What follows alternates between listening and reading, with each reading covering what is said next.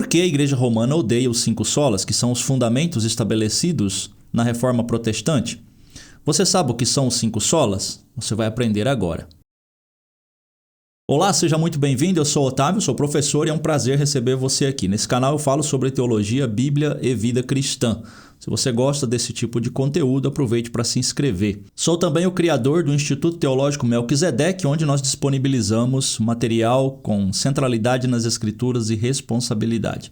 Se você gosta de estudar teologia, considere fazer o nosso curso. É só você acessar o site do nosso instituto, itmonline.com.br. Bem fácil, e lá você vai ter acesso aos nossos conteúdos. Os 5 solas são 5 fundamentos que foram estabelecidos na Reforma Protestante. Se você não sabe o que foi a Reforma Protestante, assista esse vídeo que eu vou deixar ou aqui em cima, ou na descrição, ou no comentário fixado em algum lugar aí, para que você entenda. Ali eu explico como foi a Reforma Protestante e por que também a Igreja Romana não gosta da Reforma Protestante. E, obviamente, se a Igreja Romana é contra a Reforma Protestante, ela também será contra os 5 solas, porque os 5 solas foram estabelecidos como os 5 fundamentos da Reforma Protestante.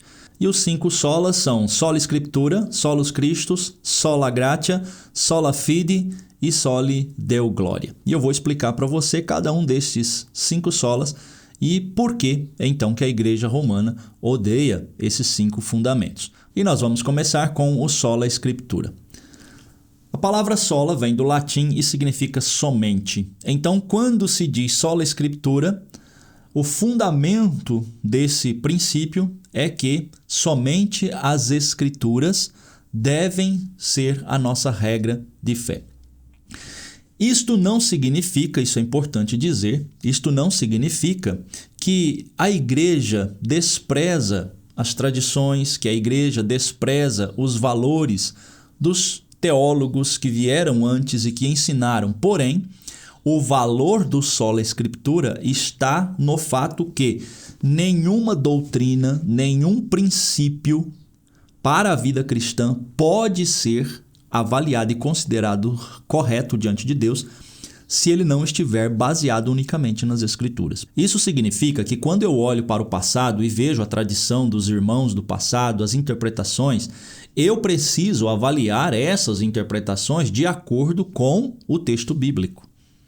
Se algumas dessas interpretações estão fora ou não se encontram dentro das Escrituras, então eu não posso seguir essa tradição, mesmo que ela seja da tradição, mesmo que haja outros que interpretaram assim. Então o princípio de sola Scriptura, ele se baseia no fato que todos os valores que eu vou seguir, que eu vou obedecer, devem estar de acordo unicamente com o que está estabelecido nas Escrituras. Tudo aquilo que é fora das Escrituras não deve ser considerado como verdadeiro, como correto ou como prática para a vida cristã e para a igreja. Por que a Igreja Romana odeia esse princípio de sola Scriptura? Aliás, para a Igreja Romana, o magistério, a tradição, está acima das Escrituras. Percebeu como que o valor do sola Scriptura é importante? Porque veja bem, como eu posso confiar que aquilo que o Papa falou, aquilo que os bispos, que o magistério da igreja ensinou e não está escrito na Bíblia, como eu posso confiar que isso é verdadeiro? Se isso não é uma invenção, se isso não é simplesmente algo que eles querem fazer. Por isso eu preciso de um documento, eu preciso olhar para o texto e falar, mas isso Paulo nunca ensinou, isso Pedro nunca ensinou, isso Jesus nunca ensinou. E o caminho mais seguro é nós ficarmos unicamente com as Escrituras. E aí qual é o argumento que você vai encontrar os católicos romanos ou os romanistas para defender a tradição? Eles vão simplesmente dizer, eu confio na tradição, eu confio no que os papas estão falando, eu confio no que o magistério da igreja falou, mesmo que isso não esteja escrito nas Escrituras. Eles confiam simplesmente no que eles falaram. Não é muito diferente de muitas igrejas evangélicas que confiam nos seus profetas, que tiveram visões e escritos extrabíblicos, mas eles também confiam, não é? Pois é, eu não confio. Eu confio apenas naquilo que eu posso olhar no texto, eu confio apenas naquilo que está escrito e por isso eu sigo o princípio de sola escritura. Pode ser profeta, pode ser magistério, pode ser papa, pode ser pastor, pode ser padre. Se o que ele fala não está embasado no que os apóstolos ensinaram e no que Jesus ensinou, então não é regra de vida cristã para mim. E é exatamente por isso que a Igreja Romana odeia o sola escritura, porque derruba a autoridade do magistério e derruba muitas das doutrinas que eles seguem que não estão embasadas nas Escrituras. O segundo princípio do sola escritura é o solus Christus. Por que a Igreja Romana também não gosta do solus Christus? Porque vai contra a ideia da intercessão, seja de Maria, seja dos santos e assim por diante. Porque quando nós falamos somente Cristo, estamos dizendo que nós não dependemos de nenhum intermediário a não ser Jesus Cristo. Toda a nossa fé, toda a nossa crença, a obra da salvação, a obra do perdão dos nossos pecados está completa unicamente na pessoa de Jesus. E a minha salvação depende unicamente da pessoa de Jesus. E para que eu tenha acesso a Deus, eu preciso unicamente de Jesus. Solus Christus. Portanto, a Igreja Romana não gosta do solus Christus. Por quê? Porque interfere na tradição que ensina a intercessão dos santos e a intercessão de Maria. Mas, quando olhamos para as Escrituras, nós temos que não há outro intermediário, não há outro intercessor entre nós e Deus, a não ser Jesus Cristo. O terceiro ponto é o sola gratia. O que significa sola gratia? E por que a Igreja Romana também não gosta desse princípio? Muito simples. Sola gratia significa que somente a graça de Deus é suficiente para nos perdoar. Isto vai totalmente contra, na verdade, a prática de obras, a prática de penitências, a prática de alcançar algum favor de Deus para a salvação por meio dos seus próprios méritos. Sola gratia carrega em si a ideia do princípio da salvação unicamente na pessoa de Jesus como um presente de Deus, assim como está em Efésios capítulo 2 e o versículo 8, que a salvação ela é um presente de Deus e ela não vem de obras, ela não vem de nada do que eu possa fazer para merecer e receber esse perdão. Ela vem exclusivamente pela graça de Deus. E é por isso que a Igreja Romana também não gosta desse princípio, porque na Igreja Romana é ensinado que você pode receber o perdão dos seus pecados até mesmo depois que você estiver morto no purgatório pela intercessão dos que ficaram aqui. Isto realmente é antibíblico.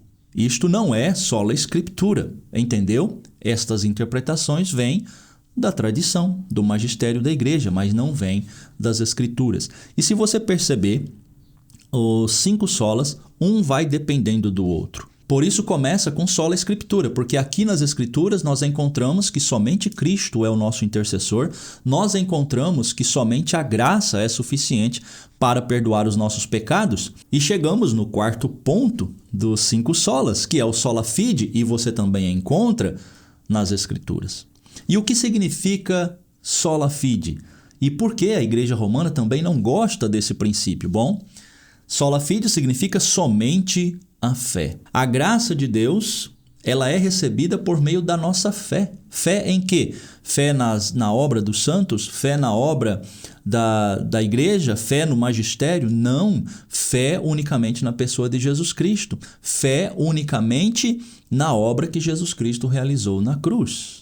Nós somos salvos quando confiamos unicamente na obra que Jesus Cristo fez na cruz. É a justiça de Cristo que é imputada em mim, porque em mim não há nada que eu possa fazer para me justificar diante de Deus. Então, a fé é este ato de eu confiar na obra de Cristo.